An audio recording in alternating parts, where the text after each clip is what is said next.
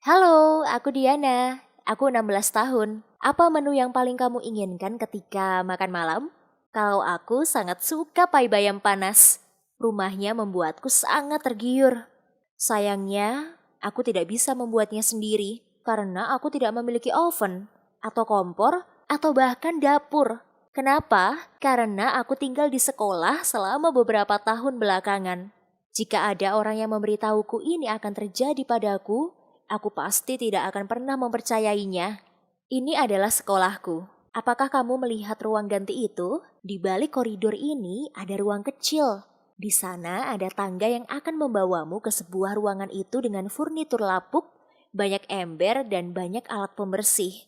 Tapi, tempat itu juga adalah tempat tinggalku. Aku tidur di sana, di atas kasur buluk ini. Dan di pagi hari, aku turun ke toilet untuk mandi. Dan akulah orang pertama yang selalu datang di sekolah.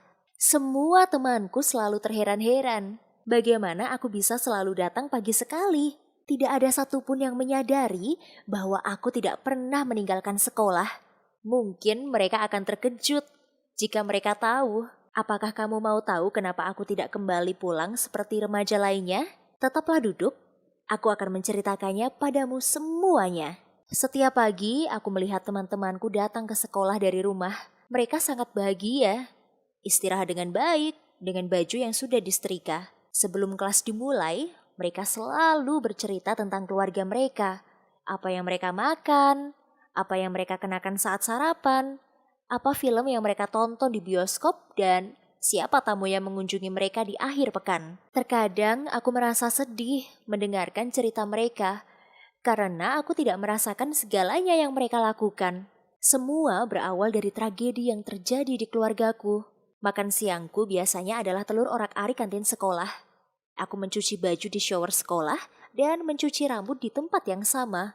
Aku tidak memiliki separuh dari loker teman sekelasku dan harus menyimpan semua barangku di loker sekolah. Sehabis itu, aku menelpon temanku dan pergi bersama. Di sore hari, aku sendirian lagi.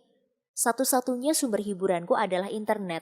Aku menonton video YouTube di smartphone lamaku dan kadang-kadang wifi sekolahku tidak bisa menyambung ke ruanganku. Maka dari itu, aku harus pergi keluar dan duduk di tangga yang dingin. Setiap akhir pekan, aku tidak pergi keluar. Karena aku takut akan bertemu dengan temanku di kota. Kamu pasti berpikir aku sebagai pecundang, bukan? Tapi itu tidak sama sekali. Aku telah belajar banyak tentang bagaimana hidup mandiri di tengah kondisi terpuruk ini. Dan tidak ada orang yang mengetahui aku tinggal di rumah selama hampir 4 bulan. Aku sedih, tidak bisa memiliki kehidupan seperti teman sekelasku. Dan kadang-kadang aku sangat ingin memberitahu temanku yang sebenarnya. Tapi aku sangat malu untuk mengakui bahwa aku telah kabur dari rumah. Apakah mereka masih mau bicara denganku setelah mereka mengetahui kenapa aku melakukan ini? Tidak ada yang mengetahui rahasiaku. Hingga pada suatu sore ketika aku keluar kamar mandi setelah mandi dengan handuk di kepalaku, aku yang sendirian lalu mendengar langkah kaki. Jantungku hampir copot. Aku yakin itu pasti kepala sekolah. Aku membeku seketika dalam kegiatanku bahwa ada seseorang di sana. Langkah kaki itu semakin dekat dan aku tidak bisa melarikan diri. Aku berbalik dan melihat penjaga sekolah, Pak Jones. Dia sangat terkejut dan bertanya padaku kenapa aku masih ada di sekolah di malam hari. Dia memintaku untuk segera pulang dan aku mulai menangis. Aku meminta padanya untuk tidak memberitahu orang lain tentang pertemuan kami. Dan aku sangat cemas jika dia akan memberitahu rahasiaku. Aku sangat takut untuk kembali ke kehidupan biasanya. Pak Jones akhirnya mengasihaniku dan berjanji padaku untuk menjaga rahasia ini. Setiap sore, dia selalu mengecekku dan memastikan semuanya terkendali. Dia bahkan membawakanku selimut baru untuk tidur. Kami pun menjadi teman dekat dan Pak Jones adalah orang yang sangat luar biasa. Jadi mungkin aku sebaiknya harus mengatakan padanya alasan kenapa aku di sini. Suatu hari, Pak Jones membelikanku satu keranjang makanan penuh yang hangat. Aku mencium wangi pie homemade. Aku sudah sangat lama mengimpikan makan makanan buatan tangan. Pada gigitan pertama, aku menangis. karena sangat bahagia. Ini adalah pai bayam. Lihat, betapa lama aku sangat menginginkannya semenjak aku terakhir makan. Rasanya ingin sekali hatiku yang hancur kembali menyatu bahagia. Mungkin bagi sebagian orang menyukai liburan menginap di hotel mewah di Eropa. Sebagian orang lagi menyukai mobil baru. Tapi buatku, aku hanya menginginkan pai ini dengan bayam di dalamnya. Ah, yummy! Apalagi jika itu dibuat oleh ibuku. Pak Jones merasa iba melihatku menangis. Lalu dia mencoba menenangkanku. Itulah saat ketika aku memutuskan untuk menceritakan kisahku. 7 bulan yang lalu, ibuku tiba-tiba meninggal. Setelah itu, ayahku menjadi pemabuk dan akhirnya sampailah pada titik di mana dia mabuk setiap hari. Ayahku memang seorang pemabuk, tapi ibuku melakukan semua cara agar aku tak melihatnya. Baru 2 bulan berlalu sejak ibuku meninggal, ayahku sudah membawa wanita lain datang ke rumah kami. Namanya Debbie. Ayah memberitahu bahwa dia akan menjadi ibu tiriku. Dia jelek dan jahat sekali jika dibandingkan dengan ibuku. Dan dia selalu minum bir. Debbie selalu menyentakku atas semuanya dan tidak peduli apa yang aku lakukan. Bahkan dari hal remeh seperti rembukan keripik di atas meja, gelas yang belum dicuci, bahkan karena tidak menyisir rambutnya. Aku sungguh tidak menyukai wanita ini. Dan dia selalu melirikku untuk mengusirku pergi dari rumah. Sana, pergi keluar jalan-jalan. Dia menggonggonggiku. Aku pun pergi keliling kota selama berjam-jam. Dan aku tidak mau bertemu dengan teman sekelasku. Karena aku malu. Aku malu untuk mengakui hidupku tidak seperti mereka. Suatu ketika, Debbie kembali lagi untuk menyuruhku pergi keluar. Aku meminta ayah untuk tidak meninggalkan aku. Tapi dia hanya berkata bahwa aku harus menuruti apa kata Debbie dan tidak boleh beradu argumen dengannya. Jadi, aku pun pergi. Hari itu sangat dingin di luar. Petir menyambar di langit dan hujan deras turun.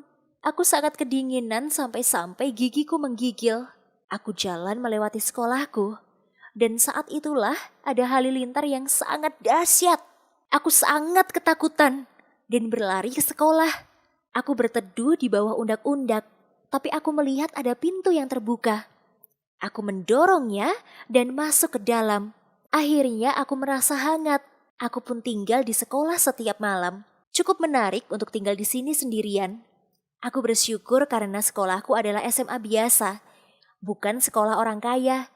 Jadi tidak ada kamera CCTV. Terkadang aku mencoba ruang yang berbeda yang belum pernah aku coba. Dari sinilah aku akhirnya menemukan ruanganku ini. Di sini, di gudang ini, aku merasa lebih baik daripada bersama ayah dan ibu tiriku. Pemikiranku ini sekaligus membuatku takut, dan aku pun meyakinkan diri untuk tetap tinggal di sekolah. Aku pikir ayahku akan datang mencariku, tapi dia tidak melakukannya. Dia tidak menelponku, dia tidak bertanya pada teman-temanku, dan dia tidak bertanya pada guruku tentang aku. Hatiku rasanya masih sangat sakit saat aku memikirkannya. Aku sangat merindukan ibuku. Aku sering mengingat saat kami memanggang pai bayam. Tapi aku tidak bisa memberitahu teman-temanku tentang ini. Karena aku sangat malu tentang ayahku. Aku tidak mau orang lain merasa iba padaku. Hanya Pak Jones yang bisa mengungkap rahasiaku. Aku memintanya untuk tidak memberitahu siapapun atas nama persahabatan kami. Pak Jones meyakinkanku bahwa aku bisa mempercayainya. Tapi kemudian, sesuatu hal yang tak diinginkan pun terjadi. Suatu malam, Pak Jones membawakanku pai bayam lagi. Ketika aku sedang memakannya, dia bilang padaku bahwa dia punya 2 anak laki-laki. Satu orang anak kandung dari dia dan istrinya, dan satu lainnya adalah anak adopsi. Dan secara tidak terduga, aku diminta olehnya untuk menjadi bagian keluarganya. Istrinya akan membuatkan pai bayam untuk kami setiap hari. Katanya, itu sungguh baik hati. Apakah aku bisa memiliki rumah dan keluarga lagi?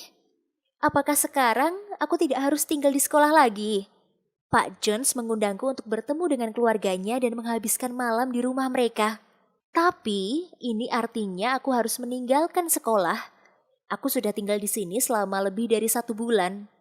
Ini adalah keputusan yang berat. Apakah kamu sekarang paham yang aku lakukan? Aku mendengarkan, untuk melangkah keluar dari tempat persembunyianku. Pak Jones dan aku masuk ke mobilnya, dan kami keliling kota untuk waktu yang lama. Aku sangat senang dan rileks, dan aku tertidur di kursi belakang. Dan ketika aku bangun, mobilnya telah berhenti berjalan. Inilah dia. Aku pikir inilah rumah baruku, keluarga kesayanganku. Tapi apa yang aku lihat mengejutkanku. Aku di luar rumah lamaku, dan di teras sudah berdiri ayah dan Debbie. Jones telah mengkhianatiku. Dia membawaku kembali ke rumah yang aku benci. Setelah semua yang dia janjikan, teganya dia. Padahal dialah satu-satunya orang yang bisa aku percaya. Aku sangat yakin pasti bayam itu adalah tanda dari ibuku yang mengatakan padaku untuk bisa mempercayainya. Tapi itu hanyalah kue panggang dan Mr. Jones adalah pembohong. Dia memberitahu ayahku semuanya. Dan sekarang, sekali lagi, aku harus hidup bersama ayah dan Debbie. Tentu saja, dia melayani orang tuaku sepenuh hati sebagai penjaga. Dia bilang pada ayahku untuk tidak melakukan hal buruk padaku lagi. Dan ayahku pun berjanji untuk menjagaku. Tapi aku tidak percaya mereka. Apa yang harus aku lakukan? Apakah aku harus kabur dan menemukan tempat persembunyian baru? Aku tidak bisa seperti ini untuk hidup dengan dua orang pemabuk. Si Debbie dan ayahku, titik. Apa yang akan kamu lakukan jika kamu jadi aku? Katakan padaku lewat komen di bawah ini ya. Dan jangan lupa untuk like dan subscribe videonya.